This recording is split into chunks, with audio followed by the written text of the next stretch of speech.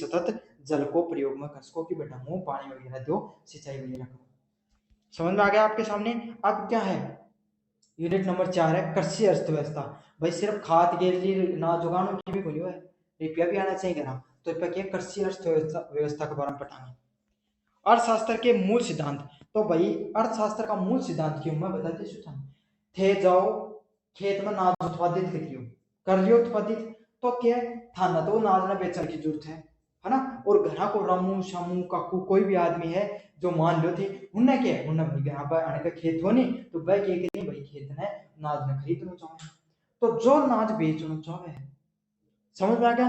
तो थे के को आपूर्ति करता थे के देना, समझ में आ गई। और रामू ही थारा गांव में जन का खेत को नहीं वह के लेन आए हैं वो नाज ने, तो वह के ही वो नाज ने उठा के ले जाए, तो वह की भी डिमांड करना है। तो दो सिद्धांत अर्थव्यवस्था की, डिमांड एंड सप्लाई।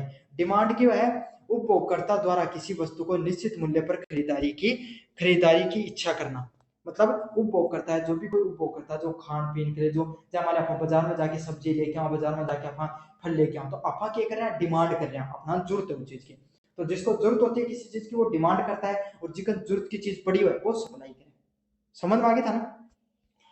मांग और आपूर्ति का संतुलन को क्या कहा जाता है, मूल्य निर्धारण के नाम से जाना जाता है। अगला क्या, कृषि की आर्थिक व्यवहारिता, इकोनॉमिक वायबिलिटी ऑफ फार्म। तो अलग अलग प्रकार के जो कृषि फार्म होते हैं उससे संबंधित देखें तो अपन पहला क्या, खेत की उत्पादकता वैसे होने वाली आय की क्षमता। तो खेत से जो उत्पादकता है और उससे संबंधित आपने जो कृषि है उससे संबंधित अपन चीजें ने समझाना।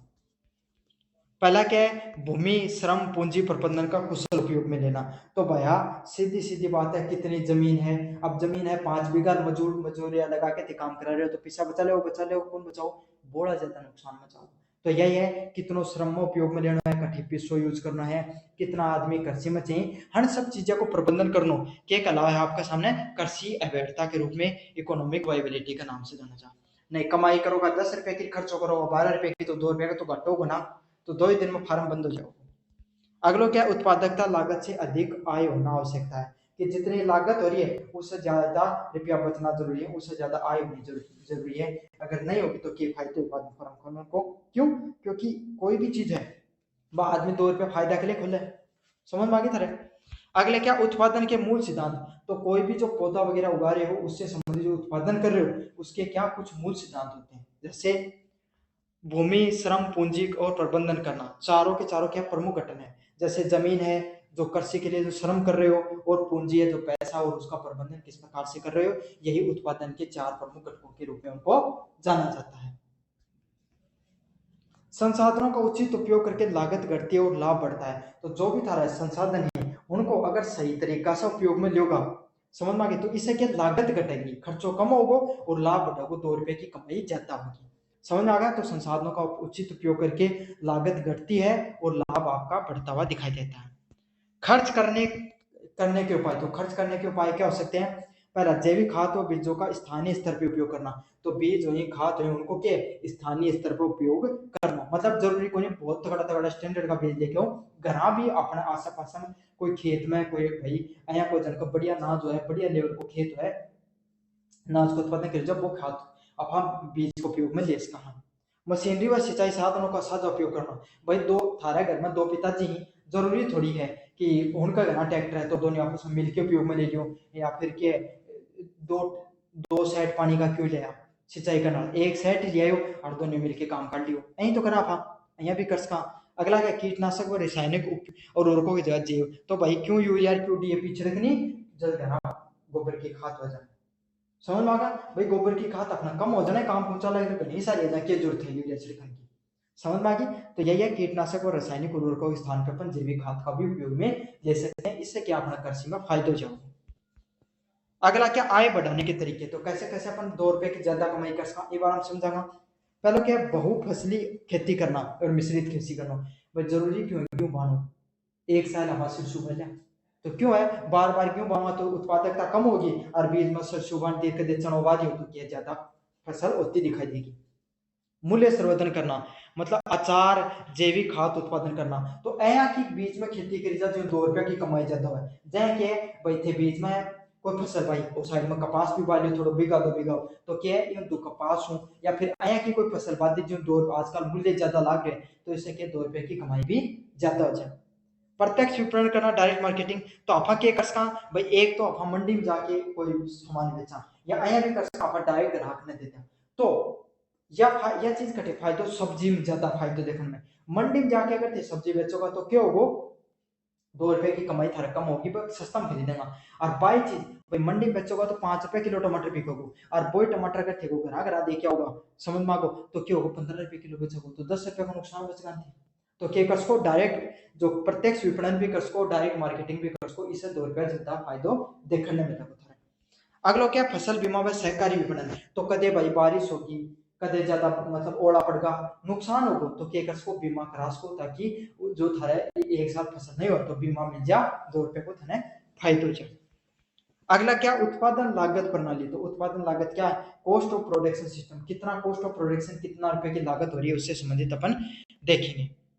पहला क्या है बीज खाद सिंचाई श्रम परिवहन आदि की कुल व्यय मतलब सारी की सारी चीजों को खर्चो कितनो लाग रहे हो कितनो बीज पर खर्च हो कितनो खाद हो कितनी सिंचाई हुई कितो श्रम हो कितो परिवहन हो तो इ पर कितनो खर्चो हो रहे टोटल बने लागत न करनो। अगलो क्या है 3 अलग अलग प्रकार का खर्चा न नापे नहीं पहला स्थिर लागत जब भूमि भवन और सामग्री तो भाई मान लो कोई आदमी का जमीन है तो जमीन का पैसा कौन लगा लेकिन आधे में उभारे हो है ना और 2 रुपया मतलब अँ कर फिक्स में उभारे हो कि 10,000 रुपये दे देना था तो वो खर्चो लाग रहा है 10,000 रुपये को। फिर क्या मशीनरी मशीनरी क्यों है भाई थे कोई ट्रैक्टर मंगायो है ना या फिर कोई डीएपी छिड़कने के लिए कोई मशीन मंगाई तो जो भी चीज है ये फिक्स खर्चा ही है वो नहीं होगा। अगला क्या है परिवर्तित वेरिएबल खर्चों यो क्यों है मान लिया खाद है अगर एक साल घर यूज कर ली तो कम खर्चों को एक साल बाहर न जाके गिरी तो ज्यादा खर्चों को। बीज क्या है मान लो सरकार दे लियो कदे या फिर घर जो पिछले साल और बीज को उपयोग में ले लियो तो क्या है कम खर्चों को बाहर बाजार स्टैंडर्ड वालों लेके आओगा तो ज्यादा खर्चों को। अगर क्या सिंचाई तो काफी बार क्या भाई बारिश बढ़िया हुई है तो सिंचाई कम कर जरूरत पड़ी तो कम बिजली को पिलायो और एक साल को नहीं कम तो ज्यादा सिंचाई करी तो ज्यादा खर्च आएगा तो ये सब चीज कहीं कम बनती होती है वेरिएबल कॉस्ट होती जाए। कुल लागत क्या होती है स्थिर व परिवर्तित लागत मतलब स्थिर लागत ने भी मिला दी और परिवर्तित लागत ने भी मिला दी तो क्या कुल लागत मिलके आ जाए। समझ में आ गई। अगला क्या लाभ लागत अनुपात बी एंड सी लाभ लागत कौन सी होती है आपके सामने किसी उत्पाद से होने वाले लाभ और लागत का अनुपात तो कोई भी उत्पाद करियो अपना उन कितनो लाभ हो रही है और उन कितनो खर्चो लाग रही है उनके है लाभ लागत अनुपात का रूप में जान जाए। जैसे जिसमें क्या होती है आपके सामने कुल लाभ को कुल लागत से अपन डिवाइड करते हैं क्या करते हैं कुल लाभ को कुल लागत से अपन डिवाइड करने का कार्य करते हैं। बीएससी क्या होती है ज्यादा होती है तो कृषि में होने वाली लाभ के मतलब कुल लाभ ज्यादा होगा कुल लागत से तो जाना तो फायदा होगा ना एक साल खेती करी और 10,000 रुपया खर्चो करो और 8,000 रुपया को सौदो बेचो तो क्या फायदा कौन फायदा ना और बेचो एक साल 30,000 रुपया तो 18-20,000 एक जात का बचा तो वो क्यों वो फायदा समझ में आ गई। यह क्या मात्रा एक से ज्यादा होनी चाहिए ये चीज को ध्यान रख लियो 1 नंबर को प्रश्न 2 नंबर वाला प्रश्न में पूछेगा इसका। विपणन मार्केटिंग क्या है उत्पाद को उत्पाद को उपभोक्ता तक पहुंचाने की प्रक्रिया तो विपणन क्या होता है कि कोई चीज प्रोडक्ट की मार्केटिंग लेके आया और उन अगला आदमी तक पहुंचाए उपभोक्ता तक उनके गजा विपणन का नाम से जाने जाए। प्रकार बताएं प्रत्यक्ष विपणन डायरेक्ट मार्केटिंग भाई जाके डायरेक्ट रामू थे कांटेक्ट कर लियो कि रामू जी थे बताओ मान की मान क्योंकि जरूरत मारा है बार बढ़िया है थे ले जाओ तो वो क्या डायरेक्ट मार्केटिंग हो। अगला क्या मंडी व बाजार दूसरा क्या कर सकते हो भाई बाजार में थान लगे क्योंकि अब की बार बात बनती थी कुंडली को याद में तो थे मंडी में जाके बेचती हूँ। अगलो के ई कॉमर्स आपके मान लो कोई खेती है तो क्या कर उसको आसपास में शहर है तो ई कॉमर्स पे जो अलग अलग प्रकार का आजकल ऑनलाइन जैविक खेती ने खरीदने वाला उठे प्लेटफॉर्म पर डाल दियो तो उठे से भी 2 रुपए की रेट देना ज्यादा मिल जाएगी। जैविक उत्पाद का ब्रांडिंग और पैकेजिंग करना तो थान फिर जैविक आया दिखाओ कि जैविक खाद है उनको लेबल लगवा लियो थारो ब्रांड बना लियो लगू तो 2 रुपया और ज्यादा मांग सकूं क्यों भाई सीधी बात है जितना ज्यादा तड़का भड़का करोगा उतना ज्यादा रुपया मिलेगा जितनी ज्यादा रुपया खर्च करोगा ब्रांडिंग वगैरह उतना ज्यादा फर्क मिलेगा। आयात निर्यात क्या था इम्पोर्ट एक्सपोर्ट जैविक उत्पादकों का अंतरराष्ट्रीय मांग बढ़ना तो धीरे धीरे क्या है पूरी दुनिया में जैविक उत्पादकता की मांग बढ़ रही है पूरी दुनिया में की उत्पादकता की जरूरत पड़ रही है तो इससे क्या हुआ है पूरी दुनिया मांग बढ़ रही है तो भारत उत्पादन करने के लिए दूसरा देश भी देश का है। भारत में ऑर्गेनिक चाय, मसाले, दाल और सब्जियों का निर्यात करता है। तो भारत के ऑर्गेनिक रूप से विदेशी लोग ये बढ़िया चीज ज्यादा खाएंगे, उनका 2 रुपया चलता है। तो बाकी है कि भाई ऑर्गेनिक चाय होगी, ऑर्गेनिक फसल होगी, फल फ्रूट होगा, ये सब आप बाहर आयात निर्यात कर सकते हैं। निर्यात के लिए सर्टिफिकेट आवश्यक है, लेकिन आपको निर्यात करने के लिए भारत सरकार द्वारा सर्टिफिकेट की आवश्यकता पड़ती है।